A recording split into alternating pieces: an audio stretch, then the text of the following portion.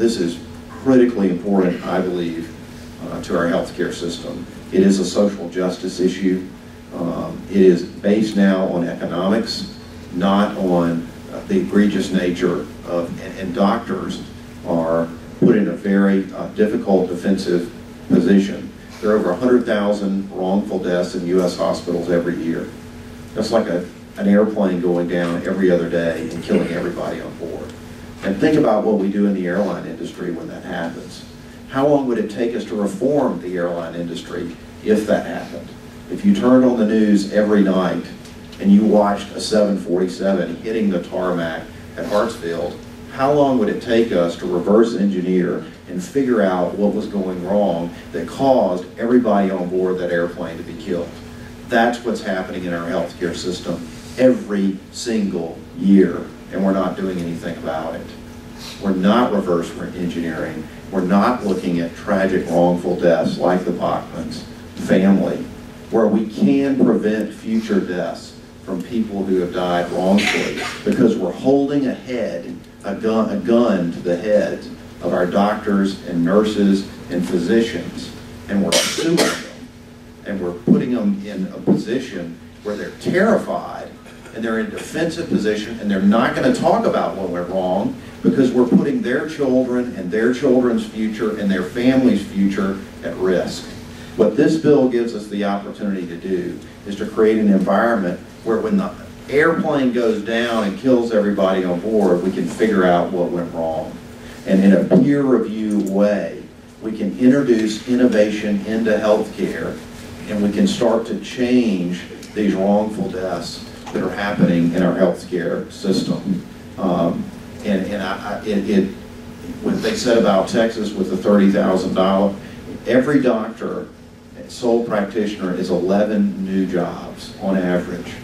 If we make this change, we believe in 5 years this will save us $8 billion a year across the healthcare system, and almost $700 billion in Medicaid and Medicare, Medicare and the state, Medicaid and the state benefit plan annually. This is a huge opportunity for savings. One of the reasons I resigned from DCH is so that I could focus on advocacy on exactly these kinds of issues. I realized that I could be a better advocate and not being chairman of the Department of Community Health Board and being a citizen, so I could step forward on issues like this, seeing a broken system where Georgia can be the innovator.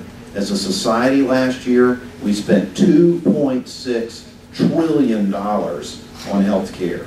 And the World Health Organization ranked us 37th in healthcare quality, and we are 28th in life expectancy. We are not getting a return on investment, and we are killing people unnecessarily. We figured it out in the airline industry. This is going to give us the opportunity to be the most innovative state in the country and do this in healthcare. And it's about our children, our parents, our relatives, and ourselves. We're all going to be patients at some point unless we're very fortunate. And if you think, and I've been through the healthcare system, if you think we have the best healthcare in the world, and I do, we do in research and development, but wait till you experience it.